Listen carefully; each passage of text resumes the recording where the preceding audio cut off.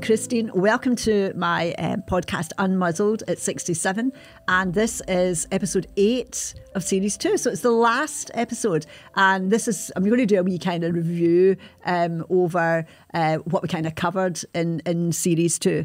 So welcome. It's great to have your company. That's the first most important thing. And secondly, just a quick recap on what I talked about before, which was I really was just looking at my life, how it is today, because series 2 was all about kind of my age group from 30 up to 60, and then kind of 60, 62 comes into series 3, which is going to be all about recovery. So I was talking about my approach to life, how life is today for me, which is a whole lot better. And, my job I'm doing today, a couple of people asked me on my live, what do you do now? Do you still work in hotels? So that kind of answers that question. But let's get cracking on today's episode, the review of Series 2. So the main aim for me for Series 2, and I just was saying to Cam, that I said to Cam and Andy's dad, Mark, what I really want from Series 2 is to enjoy it. Because in series 1, I was so nervous all the time, particularly the first 4 episodes, that I didn't really enjoy it. Let me explain that a bit better. I didn't enjoy the moment. Now I enjoy the moment. I enjoy the filming, and I'm very aware that I'm enjoying the moment. I just, in series 1, was trying to get it right, and a lot of it was experimental, wasn't it? I hadn't done anything like this before, so that was my main goal. I was very nervous, especially the first 4 episodes in series 1. So series 2 was about being a bit more relaxed and enjoying it, and the feedback I've had from my friends and Cam as well is that I am more confident and I feel more relaxed, and I think that's true because I kind of know how it works now, and there's nothing sort of secretive and magical. It's just you doing your proper prep, turning up on time and working with the experts. So now I definitely enjoy the experience more. Instagram was much harder for me. I really didn't know how any of that worked. And then I would look at the other Instagram posts and think, oh, fuck, they all look so polished and slick and professional. And look at me, let's be honest, you know what I mean? I was a wee bit kind of out of my depth. But then I came to see that this is me. This is who I am. And if I'm going to be honest, I don't really want to learn how to do fancy posts. I don't think that would bring me any more people. I think it's the content of what I'm doing that I think that resonates with people. And in the end of the day, the content is what I am responsible for. That's my job in this. And I have to make sure that I've thought it through and try to make it as interesting and factual. So I don't really feel the need to compete now. And I think people are just kind of got used to me now and thought, oh, fuck, that's her again, one of the old-fashioned videos. But thankfully, some people keep watching, and I'm grateful for that. So I'm kind of comfortable with that now. I'm not asking somebody to teach me, how do you do this? How do you put music on? No, I'm not going to that. So as always, I want to say that I've got great followers, a completely unexpected bonus for me. And I have really enjoyable interactions with some of them, and that's more than I could have dreamed of. Now I regard Instagram as an opportunity for people to kind of get to know me outside of the podcast, because this is quite kind of formal, really, isn't it? And it's kind of, we've got a time frame, everything is written, and it's quite a kind of a solid project to do. And I thought that it might be nice to just kind of get to know me as a person a bit better, and that seems to be working.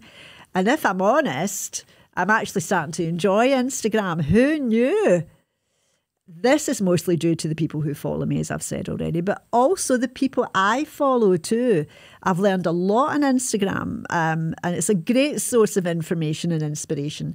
And just very quickly, and I'm not going to mention any names, I sent out a video last Sunday, one of my own videos, and some of the things I said maybe were not quite right. And thankfully, a lady, I think in America, I'm not quite sure, put me right straight away.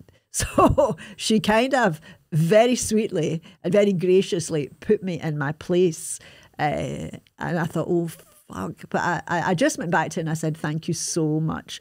What a really important lesson that you have taught me so early on in my Instagram career. And I thank you so much for taking the time to try to steer me in the right direction. So we're kind of fine now, but I just thought that's lovely that people are just so honest and they're on you, you know, like Arash. And I thought, you know, she was lovely and she was gracious and she accepted what I said back and thanked her.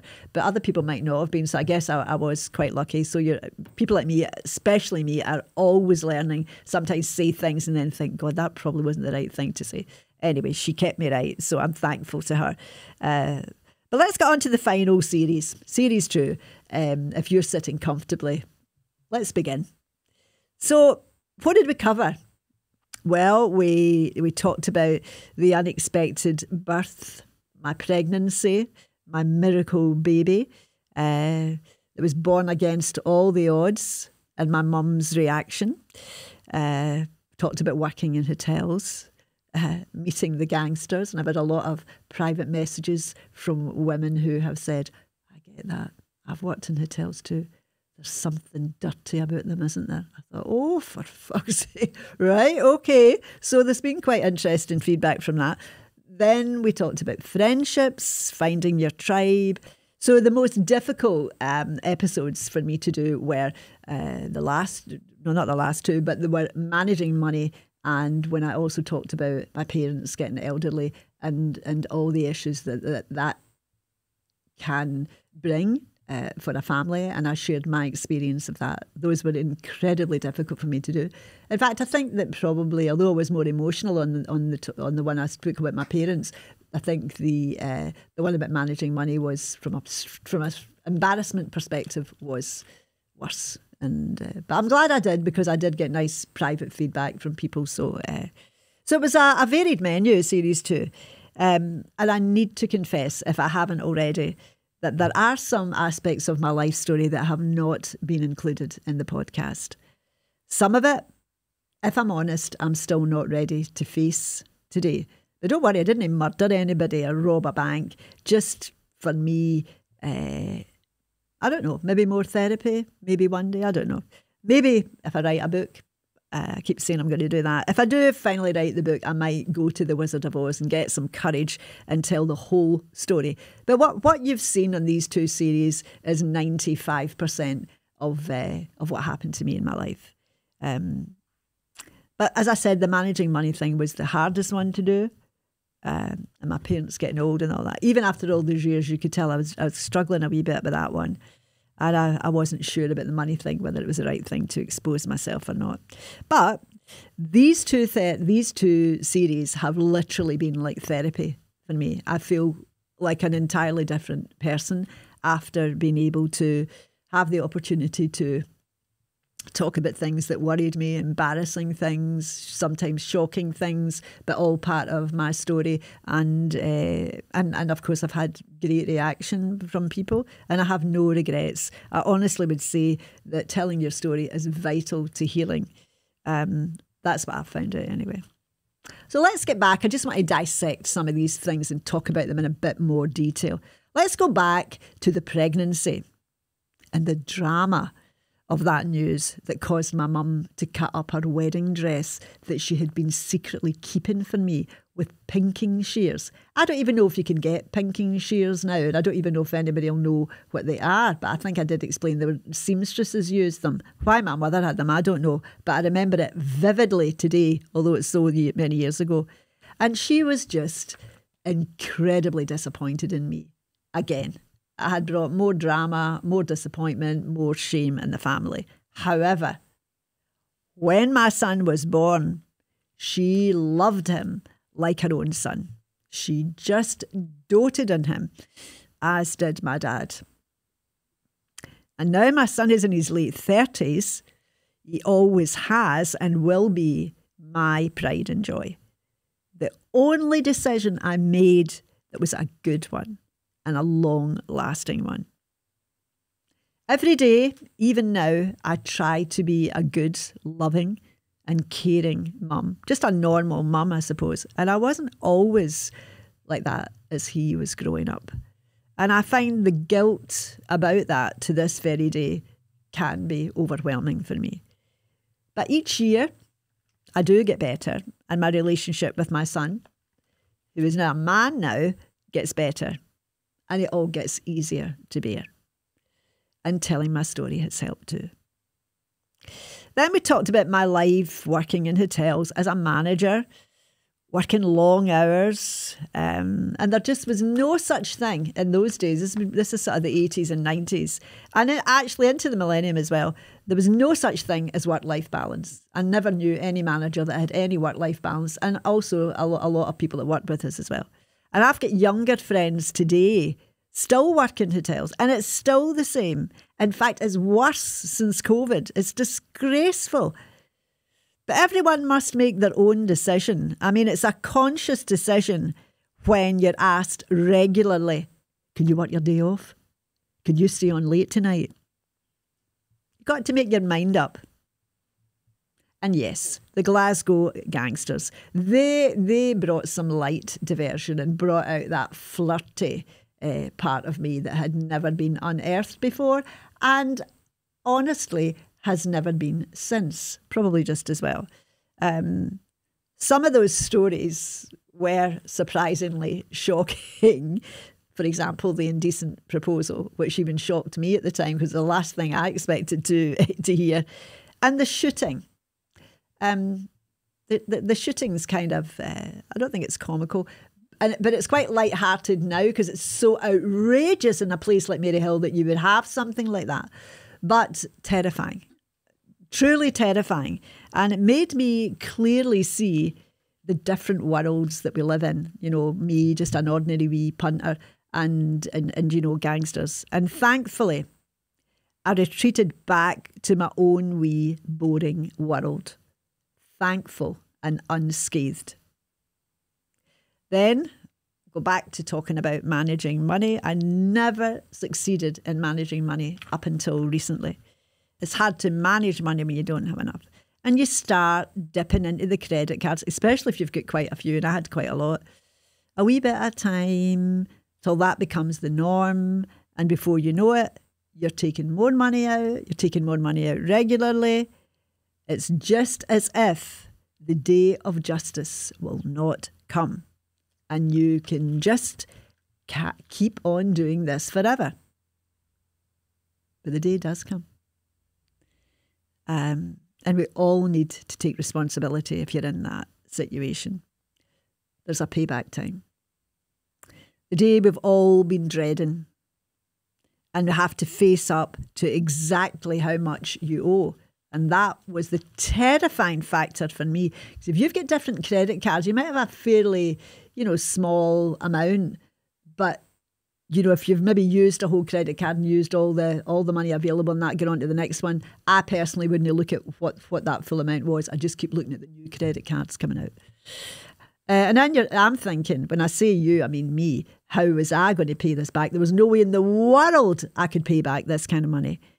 Even today, thinking about that situation gives me the shivers.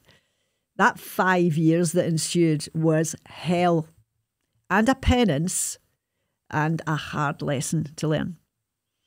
Surviving those 5 years, at the back of my mind, always dreading that a catastrophe, something would happen.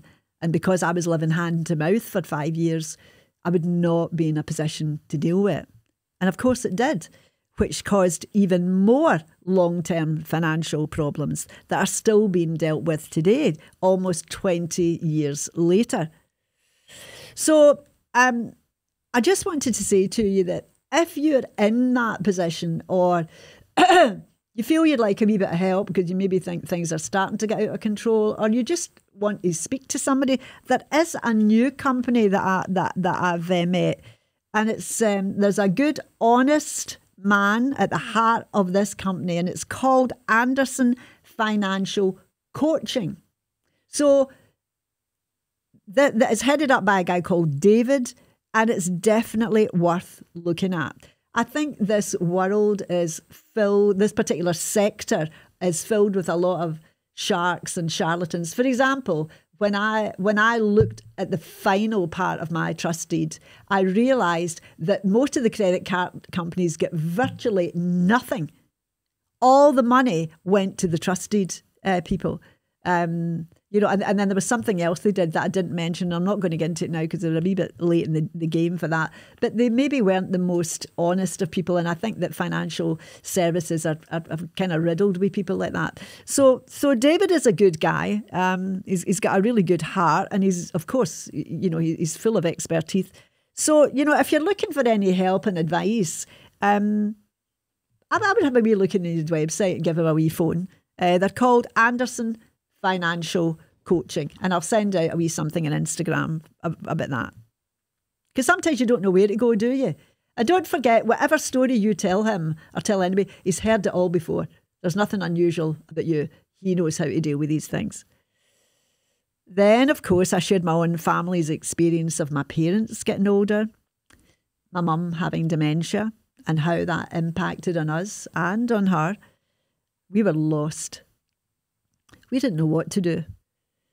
And when my mum was finally admitted into a home, some of our relatives fell out with us because they had not experienced what we had experienced to make the decision to put my mum into a home. And they didn't actually turn up for her funeral. I think I did mention that before.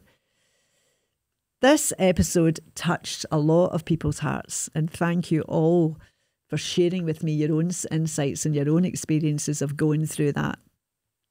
Heartbreaking, to put it mildly. And then I moved on to friendships and finding your tribe. You can tell I'm very selective about my friends and ruthless. I have had bad experiences with friendships that have been hurtful. I have been abused and used, and I don't want to have to deal with that these days. So I am unapologetically ruthless about my mental health and being around the right people. You know, for about maybe 15 years now, I have heard from people like Tony Robbins, Steve Harvey, I think even the wonderful, magical David Goggins, that it was important to find your gift, to find what it is that you're good at without having to put too much effort into it. And for 15 years, I always thought, well, you know, if they're saying everybody's got a gift, what's my gift? Because the job I had, I hated. I was ironically quite good at it, but I hated every second of it. So it certainly wasn't that. And so I decided to start to make a list of the things that I liked doing. And some of it came from my job. There was aspects of my job that I quite liked. And so I looked at the list, and it was quite a strange list. One of them was talking, which might be a surprise for you or not, as the case may be. I was thinking that things that I was good at, things that I quite liked, and people would say, oh, that was an interesting speech, or that was a, you know, whatever. And I did spend maybe a year and a half on Facebook 5 or 6 years ago. I had a little Facebook group, and I loved doing that. I had great feedback then, and we, you know, did a lot of videos and stuff. So nothing like this, you know, but just kind of like a bit more homemade. But I quite enjoyed the exposure. I loved the interaction with people. And so, and then I was sure that from that the podcast was the right way for me to tell my story, because I felt that if it's, I don't think it's my gift to be a podcaster. Maybe it is. I don't know about that, but I certainly think it's maybe one of my gifts to be able to talk and to be able to give information. So that's why I decided that rather than trying to write a book, which I was sure I couldn't do anyway, that this would be the easiest way to tell my story. And yes, I mean, now I really am enjoying it. So maybe this is my gift. I'm definitely going to explore that. And I did mention on my live last night about this big book and how that came about, and the conversations that we had at the very beginning when we just started the podcast. And I was saying, oh God, I don't think this looks right, me bringing this big book in, but I have, I just don't have the capacity of memory to sit for 20 minutes and recall all of these events and record the details and make sure that I tell it in the proper order, if you like. And so Cam and I had quite a lot of discussions, and even Mark as well had a lot of discussions about it, because I was quite embarrassed about it. And Cam said at the beginning, maybe you need to do an audio, just audio only, then it wouldn't matter if you've got your book. But I kind of felt, because of my experience with Facebook, that I needed I wanted to be seen. I felt that was kind of part of my personality. So that the big book stays. I think if I was doing podcasts in 5 years, I'll still be sitting with this book. I don't think that's ever going to change. It's just something that you have to, I guess, admit the things that you're not particularly good at and look for props. And if the producer says he's not bothered, that's good enough for me. So anyway, how do I feel at the end of series 2? Well, again, it's about the followers and the meaningful connections, the encouragement and the support. And that has been everything. And the reaction to my story as well has been really great. And I've really enjoyed this podcast and this part of the podcast series 2. And I think I might enjoy even series 3 even more. I think it's going to be emotional for me to talk about in detail about how I've almost turned my life around. I've become a better person, a person who could be relied on, which I wasn't before, a better friend, a better mum, a better colleague, and just all in all, a better version of myself. But that never stops, does it? We've got to keep going. We never actually reach the end point of that. We've got to continue striving. And some days are easy, some days are not easy, and that is when you're tested. So that is my end of my review of series 2. I hope I've covered everything that you were interested in. But I think series 3 is going to be really very different. There's going to be no drama llamas. There's going to be nobody getting shot. There's not going to be having any indecent proposals or crazy stuff. It's really going to be a little bit more serious, with a few Glaswegian stories that I've picked up along the way to kind of add a wee bit of lightness to it. So that's definitely going to be quite different. So I really hope you'll join me for that starting next week.